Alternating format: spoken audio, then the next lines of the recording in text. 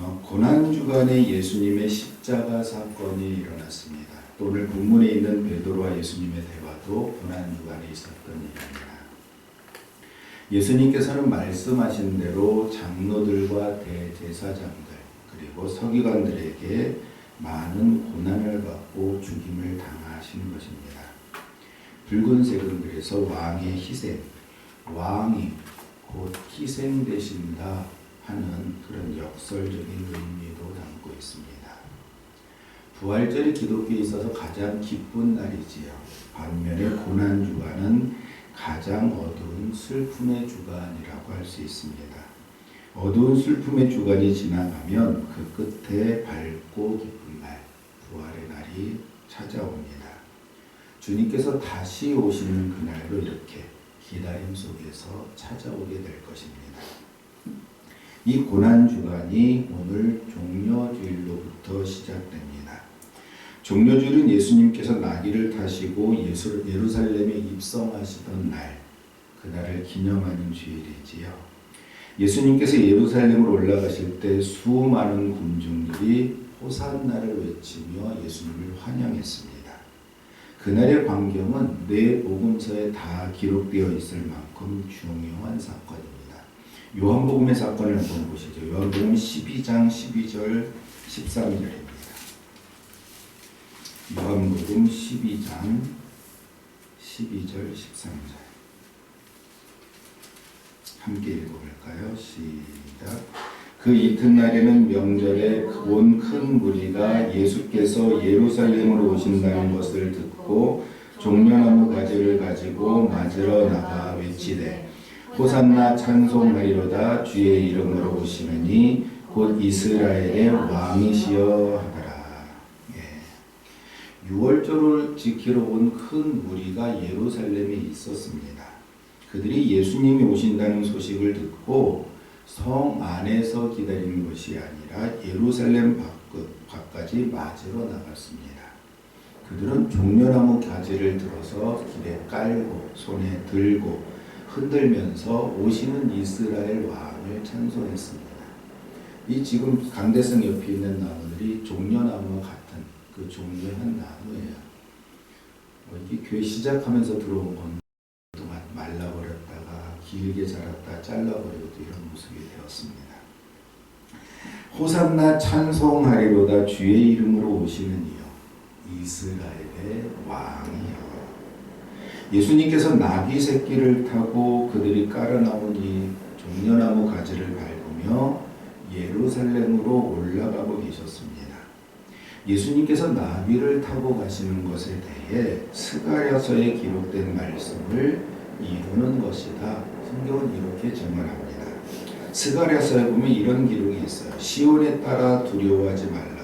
보라, 너희 왕이 나귀 새끼를 타고 오신다. 똑같지는 않지만 비슷한 구절이 있습니다. 이 종려주일은 스가랴서의 그 예언이 예수님을 통해 이루어진 것을 기념하고 있습니다. 예수님께서 왕이심을 기억하는 것입니다. 제자들은 이날에 예수님께서 행하신 그 일을 깨닫지 못하였다. 성경은 이렇게 증언합니다. 하지만 예수님께서 부활 승천하신 후에 성령께서 임하신 후에야 이 일의 의미가 무엇인지 깨닫게 되었다는 거죠.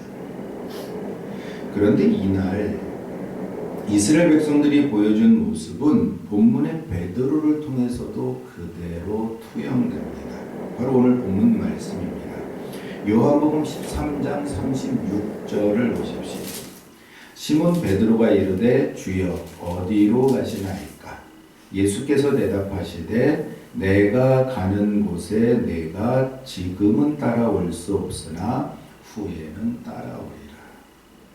종려주일이 지난 고난주간 동안에 6월절을 준비하는 만찬 중에 오늘 이 말씀의 사건이 일어났습니다. 마지막 만찬 자리에서 예수님은 제자들의 발을 씻기십니다. 그렇게 낮아짐의 모습으로 섬김의 본을 보여주셨지요.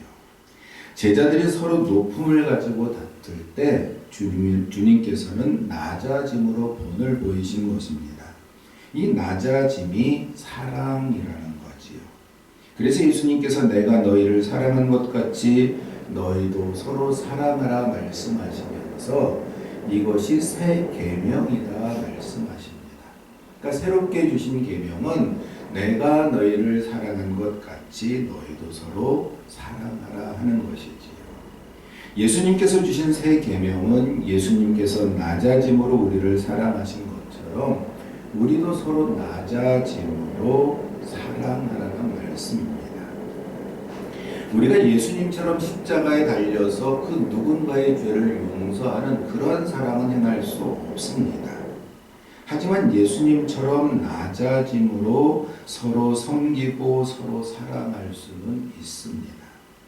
구원받은 자들은 자신을 높이는 것이 아니라 나보다 남을 더 낮게 여기는 겁니다. 낮은 것이 아니라 나은 것입니다. 예수님과 함께 식사하던 제자들 중에 배반을 꿈꾸던 유다도 있었습니다. 유다는 이미 예수님을 팔 계획을 마음에 품고 있었습니다. 유다는 예수님을 떠나 어둠으로 들어가면서 마음에 품었던 그 일을 곧 행할 것입니다.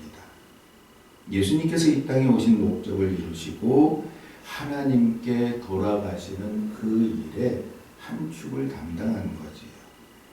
예수님께서 가시는 길에 대하여 이미 여러 번 제자들에게 말씀하셨지만 제자들은 아직 예수님의 말씀을 깨닫지 못하고 있습니다.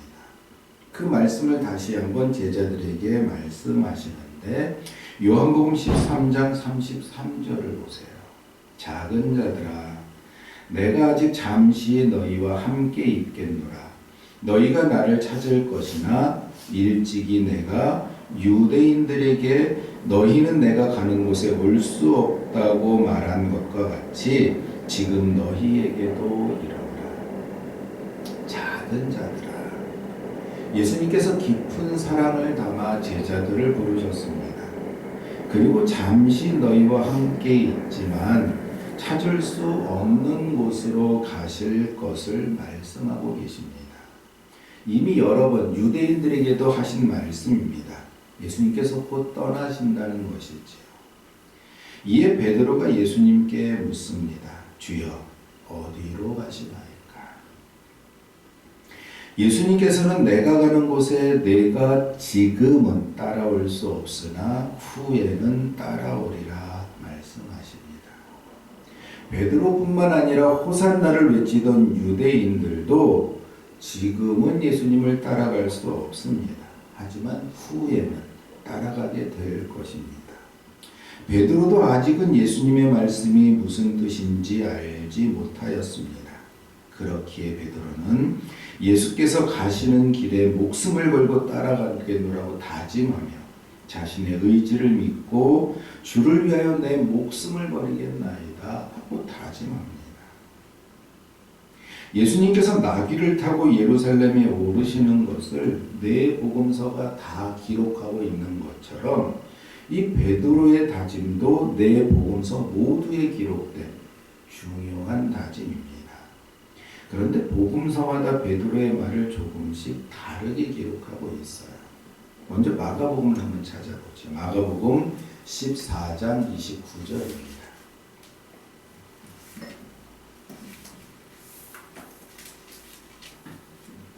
마가복음 14장 29절. 마가복음 14장 29절.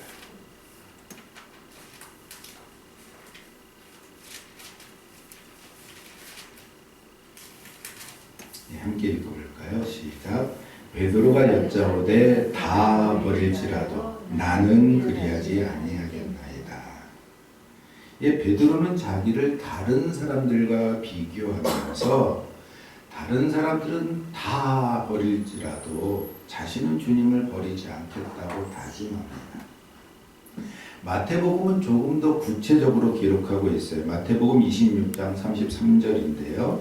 베드로가 대답하여 이르되 모두 주를 버릴지라도 나는 결코 버리지 아니하겠나이다. 마가복음보다 조금 더 구체적이긴 하지만 맥락은 똑같습니다. 누가복음은 어떨까요? 누가복음 한번 찾아보시죠. 22장 33절입니다. 누가복음 22장 33절.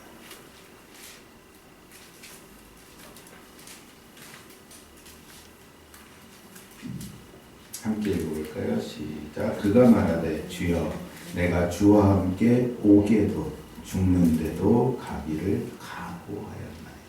각오하였나이다. 주님을 따라 오게도 가고 죽는데도 가기를 각오하였다. 이렇게 말합니다. 죽는 데까지도 주님을 따르겠다. 이 베드로의 각오는 다른 사람들의 각오와 비교할 때 좀 대단한 것 같습니다. 예수님을 따르며 호산나를 외치던 군중들도 왕을 따라 어디든 가겠다는 그런 마음 아니었을까요? 왕이 오시는 왕이시여 부르며 호산나를 외치던 그들의 마음도 역시 베드로처럼 왕을 따라 가겠습니다. 이런 의미 아니었겠습니까? 왕으로 오신 예수님을 환영하며 왕이 가시는 길이라면 어디든지 함께 가겠다는 각오가 호산나 찬송으로 울려 퍼지던 그날의 외침이 이 베드로의 입술을 통해서도 그대로 반복되는 거예요. 이스라엘 백성들은 왕으로 오셔서 자신들을 해방시켜줄 영광의 왕을 기대했습니다. 하지만 예수님께서 가시는 길은 분명 영광의 길이었지만 그들이 원하는 방법과는 달랐습니다. 유대인뿐만 아니라 제자들도 주님을 따르는 길의 영광을 생각했지 오기나 죽음은 생각하지 않았습니다. 불과 몇 시간 전만 해도 서로 누가 높으냐, 예수님께서 왕이 되시면 누가 더 높은 자리에 앉을 것이냐 이러면서 논쟁을 했던 그들이었습니다. 베드로도 그들과 별반 다르지 않았습니다. 그러니까 베드로는 주를 위하여 목숨까지도 버리겠나이다 하면서 충성을 이야기하는 것이다. 왕이 되면 더 높은 자리에 앉을 수 있는 그런 충성을 이야기하는 거예요. 하지만 주님은 베드로의 이 실상을 이미 알고 계셨지요. 요한복음 13장 38절을 보십시오. 예수께서 대답하시는 내가 나를 위하여 내 목숨을 버리겠느냐? 내가 진실로 진실로 내게 이르노니 다 울기 전에 내가 3번 나를 부인하리라. 내가 정말로 나를 위하여 목숨을 버리겠느냐? 내가 말한 것처럼 나를 위하여 목숨을 버리겠느냐? 호산나를 외치며 예수님을 영접하던 무리들도 왕이 가시는 길이라면 어디든지 따라가겠습니다는 마음으로 따라간 것 아니겠습니까? 예수님을 따르는 군중들의 마음은 뜨거운 열기로 가득 차 있었습니다. 하지만 불과 며칠 예수님께서 잡혀서 재판을 받을 때 그리고 십자가에 달려 죽으실 때 그들 중에서 예수님을 위하여 외치는 사람은 하나도 없었습니다. 예수님의 수제자라 불리던 베드로도 그중 한 사람이었고 예수님의 말씀대로 다 울기 전 3번이나 예수님을 부인한 것이었습니다. 예수님께서 베드로에게 말씀하시길 내가 나를 위하여 내 목숨을 버리겠느냐? 내가 진실로 진실로 내게 이르노니 다 울기 전에 3번 나를 부인하리라고 하셨지요. 이 부인하리라 하는 말씀에서 부인은 헬라어로 아르네오마이라는 동사입니다. 이 말은 거부하다, 거절하다, 사절하다 이런 의미로 번역할 수 있어요. 예수님을 아르네오마이 한다는 말은 예수님이 나의 주님이 되는 것을 거부합니다. 이런 의미예요. 인정하기 싫다는 것입니다. 예수님을 아르네오마이 한다는 말은 예수님이 나의 주인이 되는 것을 거절합니다. 이런 의미가 돼요. 예수님께서 나의 주님이 되셔서 나를 구원하시는 것 거절하겠습니다. 이런 의미라는 거죠. 더 나아가서 예수님을 아르네오마이 한다는 말은 단호하게 거절하여 물리친다는 뜻입니다. 단순히 예수님을 믿고 구원받으라는 그 제안 자체도 받아들이지 않겠다는 것입니다. 또 제안을 받았어도 정중하게 사양하면서 아예 관계를 끊고 거리를 두는 것, 이게 아르네오마이라는 말입니다. 베드로가 3번 예수님을 부인하는 것은 이 모든 것을 다 포함하고 있습니다. 죽기까지 따르겠다는 각오가 컸던 만큼 그의 거절도 단호했습니다. 예수님을 위하여 오게도 가고 죽는데도 가기를 각오하였나이다 하며 단호하게 말하였지만 예수님을 부인하고 예수님을 거절하는 데에도 단호하였다, 이런 의미입니다. 그런데 성경에 이런 말씀이 있어요. 마태복음 10장 33절을 보십시오. 예수님께서 하신 말씀입니다. 마태복음 10장 33절입니다. 누구든지 사람 앞에서 나를 부인하면 나도 하늘에 계신 내 아버지 앞에서 그를 부인하리라. 누구든 닭이 울기 전에 3번 나를 부인하리라. 이 말씀이 오늘 우리에게도 들려옵니다. 우리는 작은 어려움이나 손해 앞에서도 하나님을 원망하며 주님을 부인하곤 합니다. 기도하여도 들어주시지 않는다고, 내 뜻대로 응답하시지 않는다고 원망합니다. 명예가 조금만 손상되어도, 건강이나 재산이 조금만 잃어도 바로 예수님을 원망하며 하나님이 계시다면 어찌 이런 일이 내게 일어날 수 있느냐 하며 3번이 아니라 더 많이, 더 자주 주님을 부인하는 자가 되기도 합니다. 베드로 귀에 들렸던 닭이 우는 소리는 무엇이었을까요? 오늘 우리로 하여금 내가 주님을 잊었구나 라고 깨닫게 하는 닭 울음소리는 또 무엇일까요? 베드로의 착각은 자신의 의지로 고난을 이길 수 있다고 믿는 데 있었습니다. 죽기까지 따르겠다는 고백은 마치 주님처럼 고난을 받을 준비가 다 되었다는 베드로의 착각이었습니다. 예수님께서 대제사장이었던 안나스에게 재판을 받을 때 베드로는 문 밖에 있었어요. 재판정을 지키던 그 재판장의 문 앞에서 문을 지키던 여종이 베드로에게 묻습니다. 너도 이 사람의 제자 중 하나가 아니냐? 베드로가 나는 아니라 대답합니다. 새벽 추위에 서서 불을 쬐다가 함께 했던 사람이 또 묻습니다. 너도 그 제자 중 하나가 아니냐? 나는 아니라. 2번째 베드로의 부인입니다. 베드로가 3번째 부인할 때에는 저주하며 맹세하여 말하기를 나는 그 사람을 알지 못하겠노라고 하였습니다. 그러자 곧 닭이 울었습니다. 예수님께서 말씀하신 대로 닭이 울기 전 3번이나 예수님의 제자가 아니라 예수님을 모른다고 부인한 것입니다. 베드로는 자신이 장담했던 대로 예수님을 따르지 못했습니다. 그의 장담이 허망한 것이 되어버렸습니다. 종료주일의 군중들도 마찬가지였습니다. 호산나를 외치며 열광적으로 환호하며 예수님을 찬양하던 목소리는 십자가에 못 박으라는 외침으로 변했습니다.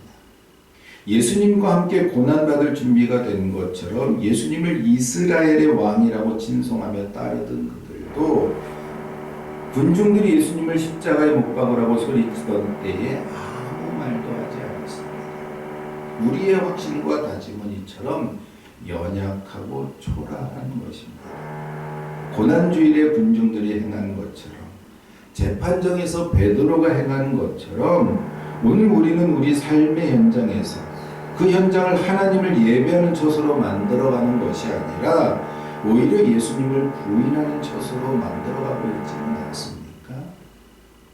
사실 오늘 우리는 하나님을 예배하는 자리에 있지만 이 자리를 떠나서 삶의 현장으로 돌아갔을 때는 베드로와 별반 다르지 않게 예수님을 부인하며 살아가기가 너무 쉽습니다.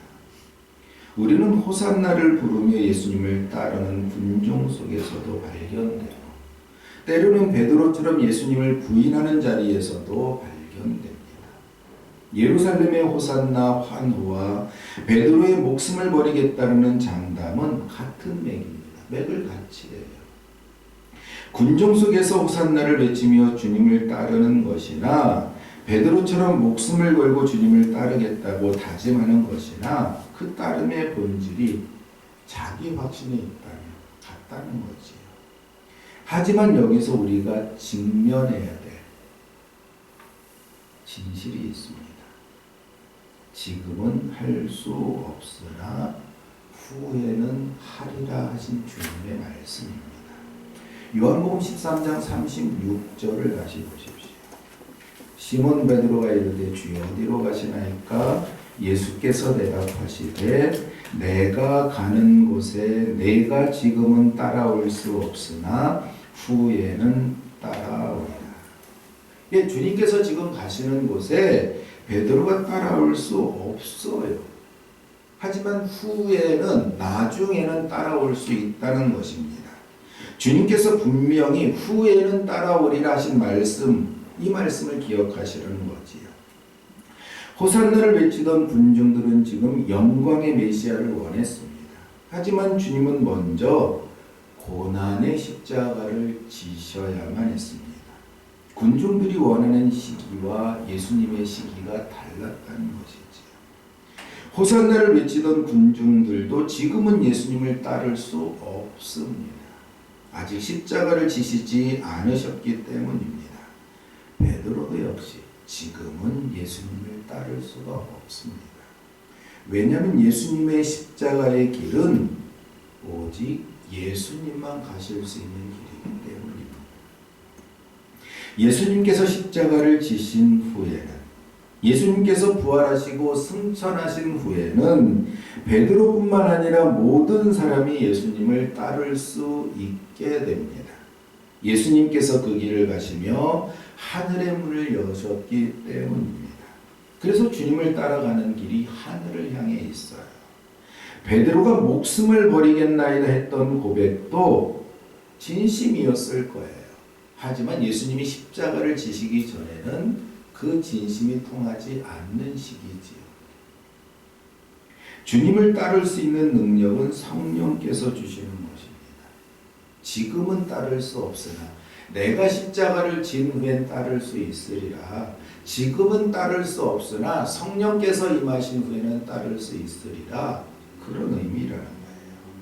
목숨을 버리겠나이다 하는 장담보다는 성령 안에서 겸손히 주님을 따르는 그 순종, 그 겸손이 더 중요합니다. 주님께서 가르쳐 주신 새 계명이 바로 그것입니다. 예수님은 베드로가 부인할 것을 아시고 그에게 말씀하신 것, 이건 베드로를 꾸짖으려고 하신 말씀이 아닙니다. 다만 예수님께서 이미 알고 계셨다는 사실이 더 중요합니다. 예수님께서 베드로의 연약함을 아시듯이 우리의 연약함도 다 알고 계셔요. 종려주일 그 죽음의 길을 아시면서도 묵묵히 예루살렘으로 올라가신 그 예수님의 사랑을 기억하시기 바랍니다. 닭이 울었을 때 베드로는 절망하였습니다. 3번 나를 부인하리라 하셨던 예수님의 말씀이 기억났기 때문입니다. 하지만 기억해야 할 말씀이 또 있습니다. 후에는 따라오리라. 이것도 주님의 말씀입니다. 유다의 배신을 기억하십시오. 베드로의 부인도 기억하십시오. 그러나 더욱 기억해야 할 것은 예수님께서 유다의 배신도 베드로의 부인도 다 용서하실 것이라는 점입니다. 배신에 머물고 부인에 머물러서는 안 됩니다. 돌이켜 다시 주님께로 나아가야 합니다. 이것이 회개입니다. 닭이 울 때에 베드로는 절망했지만 우리는 주님이 미리 말씀하신 후에는 따라오리라는 그 약속을 기억해야 합니다. 배신과 부인에 머물지 않고 다시 주님께 나아가는 회개가 우리에게 있기 때문입니다. 제자들은 주님께서 함께 하실 때 주님의 큰 사랑을 받았습니다. 하지만 이제는 주님께서 떠나시면서 제자들에게 서로 사랑하라는 새 계명을 남기셨습니다. 주님께서 떠난 그 자리, 그 큰 사랑이 빈 자리를 서로 사랑하며 사랑으로 채우라는 말씀입니다. 회개는 예수님이 십자가를 지심으로 우리에게 주신 가장 큰 선물입니다. 돌아가기만 하면 주님께서 다시 받아주십니다. 회개는 주님께서 명령하신 서로 사랑하라는 그 새 계명 아래 그 사랑 안에 들어가는 것입니다. 3번이 아니라 3번에 30번을 부인했을지라도 돌이켜 주님을 바라볼 때 용서와 회복이 시작됩니다. 이번 고난주가 내 의지를 내려놓고 주님의 신실하신 약속과 성령의 도우심을 구하는 성도들이 되시길 바랍니다. 회개는 주님께서 주신 최고의